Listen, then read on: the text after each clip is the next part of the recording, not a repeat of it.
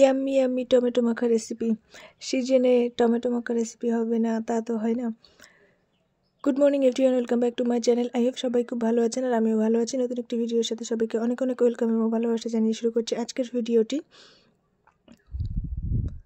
I hope সবাই খুব ভালো আছেন আর আমিও ভালো আছি, কিন্তু একটু ব্যস্ততায় দিন কাটছে। তো টমেটো মাখা রেসিপির জন্য আমি এখানে নিয়েছি 3টা টমেটো। এগুলো ভালো করে ধুয়ে নিচ্ছি। আর ধনিয়া পাতাটা আমি কালকে তুলে রেখেছিলাম, এই জন্য একটু কেমন জানি হয়ে গেছে। আর এই যে বৃন্ত জায়গাটা থাকে না কেমন একটা, সেটা মানে মুখটা আর কি, সেটা ফেলে দিয়েছে। আর আমি এখানে একটা টমেটো পেস্ট করে নিয়েছি, একদম মিহি পেস্ট না, হালকা পেস্ট করে নিয়েছি। আর 2টো টমেটো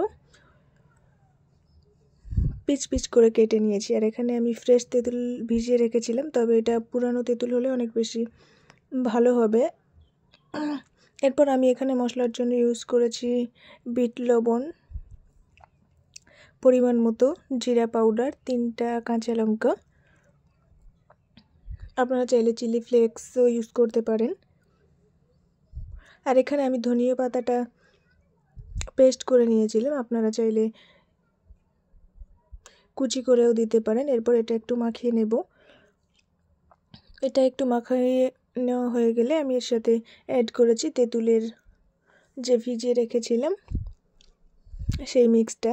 আর আমি এখানে ফ্রেশ তেঁতুল নিয়েছি, তাই একটু কালারটা অনেক হালকা লাগছে। এরপর আমি চামচের পরিমাণটা দেখিয়ে দিলাম, 3 চামচ পরিমাণ সরিষার তেল ইউজ করেছি। আর সরিষার তেল ইউজ করলে একটা সুন্দর ঘ্রাণ আসে। অ্যাট লাস্ট আমি